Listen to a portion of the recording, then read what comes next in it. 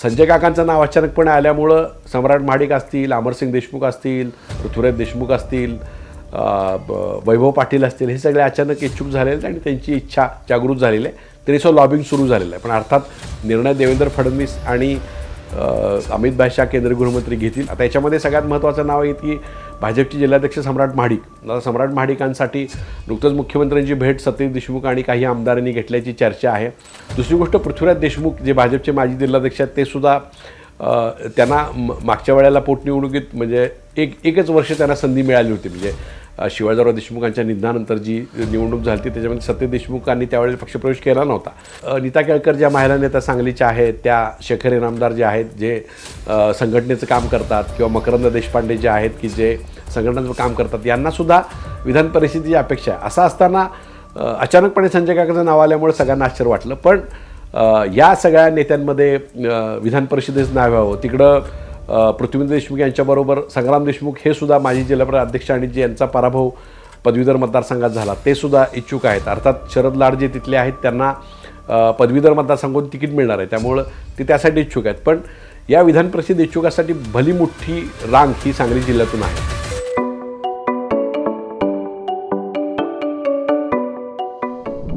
नमस्कार, मी हनुमंत मोहिते या माझ्या यूट्यूब चॅनलवर आपल्या सर्व प्रेक्षकांचं स्वागत आहे.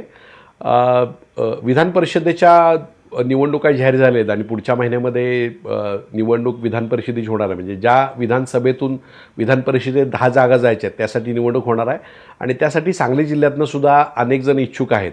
नुकतीच एक बातमी अशी आलेली होती की भाजपकडून संजय काका पाटील यांचं नाव पुढं जातं आहे, अशा प्रकारची सगळ्या वृत्तवाहिन्यांनी बातमी दिली, काही वर्तमानपत्रांनी सुद्धा बातमी दिली आणि काही सोशल मीडिया प्लॅटफॉर्मवरसुद्धा ती बातमी गाजली. अर्थात संजय काका पाटील हे भाजपमध्ये जायला इच्छुक आहेत ही काय नवीन गोष्ट नाही आहे. म्हणजे मुळातच त्यांना भाजप सोडून राष्ट्रवादीनं निवडणूक लढवण्याबद्दल ते नाखुश होते.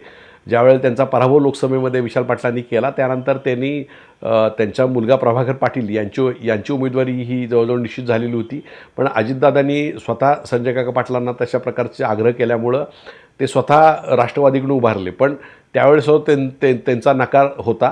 पण अशा वेळेला ते परत राष्ट्रवादीत गेल्यानंतर पुन्हा राष्ट्रवादीमध्ये फारसे सक्रिय झालेले दिसलेले आहेत. म्हणजे त्यांनी अजितदादांच्या कार्यक्रमाला येण्यासाठी सुद्धा खूप वेळ घेतला. राष्ट्रवादीमध्ये ते फारसे सक्रिय दिसले नाहीत. त्यांचा ओढा हा पूर्वीपासून भाजपकडेच होता.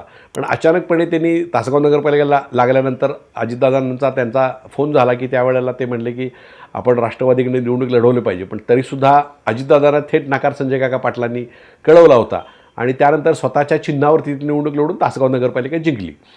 पण पुढच्या टप्प्यात मात्र त्यांनी जिल्हा परिषदेमध्ये मात्र तासगाव पंचायत समिती आणि बाकीच्या सगळ्या निवडणुका राष्ट्रवादी चिन्हावर लढवला, त्यामुळे ते राष्ट्रवादीत परत आले असं म्हटलं जात होतं. पण अचानकपणे आता विधान परिषदेच्या तिकिटासाठी आणि विधान परिषद देणार असं चर्चा झाल्यानंतर पुन्हा एकदा ते चंद्रकांतदादा पाटील आणि मुख्यमंत्र्यांना भेटल्याची चर्चा सुरू झालेली आहे. त्यामुळे अचानकपणे संजय काकांचं नाव भाजपच्या यादीतून येणार असं चर्चा झाल्यानंतर मात्र भाजपच्या गोटामध्ये खूप आश्चर्य व्यक्त होत आहे.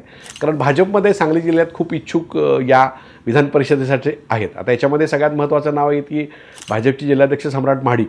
सम्राट महाडिकांसाठी नुकतंच मुख्यमंत्र्यांची भेट सतीश देशमुख आणि काही आमदारांनी घेतल्याची चर्चा आहे. त्यामुळं ती जागा ही विधान परिषदेची, ज्या वेळेला सतीश देशमुख हे शिराळा मतदारसंघातून त्यांना तिकीट देण्यात आलं होतं त्याच वेळेला विधान परिषद शब्द हा सम्राट महाडिकांना दिला गेल्याची चर्चा त्यावेळी होती. त्यामुळे एकतर स्थानिक स्वराज्य संस्थेच्या सांगली सातारा स्थानिक स्वराज्य संस्थेचं तिकीट त्यांना मिळेल सम्राट महाडिकांना असं बोललं जात होतं. पण अचानकपणे आता त्यांची मागणी अशी आहे की आपल्याला विधानसभेतून विधान परिषदेची जागा आपल्याला मिळाली पाहिजे, त्या दृष्टीनं त्यांचं चर्चा किंवा त्यांचं नाव सुरू आहे. दुसरी गोष्ट, पृथ्वीराज देशमुख जे भाजपचे माजी जिल्हाध्यक्ष आहेत ते सुद्धा त्यांना मागच्या वेळेला पोटनिवडणुकीत म्हणजे एकच वर्ष त्यांना संधी मिळाली होती. म्हणजे शिवाजीराव देशमुखांच्या निधनानंतर जी निवडणूक झाली होती त्याच्यामध्ये सतीश देशमुखांनी त्यावेळेला पक्षप्रवेश केला नव्हता. तर त्यावेळेला पृथ्वीराज देशमुखांना 1 वर्ष मिळालं होतं. त्यामुळे पृथ्वीराज देशमुखांची अशी इच्छा आहे की आपल्याला विधान परिषद जागा मिळावी. त्यानंतर जे आटपाडीचे नेते आहेत अमरसिंग देशमुख, त्यांची पण इच्छा विधान परिषद जाण्यासाठी आहे. त्यांचे एक शिष्टमंडळ चंद्रकांत पाटील यांना भेटून घेऊन अमरसिंग देशमुख यांना विधान परिषद द्यावा अशी मागणी त्यांची होती. त्यानंतर दुसरे खानापूर आटपाडीचे नेते वैभव पाटील आहेत, त्यांचीसुद्धा विधान परिषदेची इच्छा त्या ठिकाणी काही लपून राहिलेली नाही.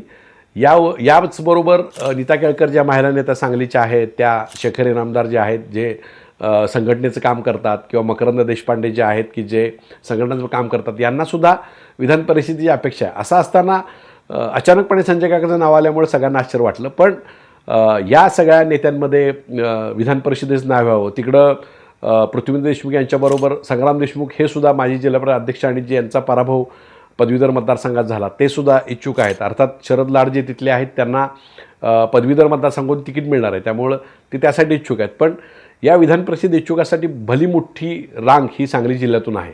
त्यामुळं नेमकं कुणाला विधान परिषद मिळते आहे का, त्याची भाजप जातीय गणितं घालणार का, नेमकं काय करणार हे बघावं लागेल. पण संजय काकांचं नाव अचानकपणे आल्यामुळं सम्राट महाडिक असतील, अमरसिंग देशमुख असतील, पृथ्वीराज देशमुख असतील, वैभव पाटील असतील, हे सगळे अचानक इच्छुक झालेले आहेत आणि त्यांची इच्छा जागृत झालेली आहे. तरी लॉबिंग सुरू झालेलं आहे. पण अर्थात निर्णय देवेंद्र फडणवीस आणि अमित भाई शाह केंद्रीय गृहमंत्री घेतील. त्यामुळे आपल्याला पाहावं लागेल की सांगलीला आणखीन एक विधान परिषदेचा आमदार मिळतोय का.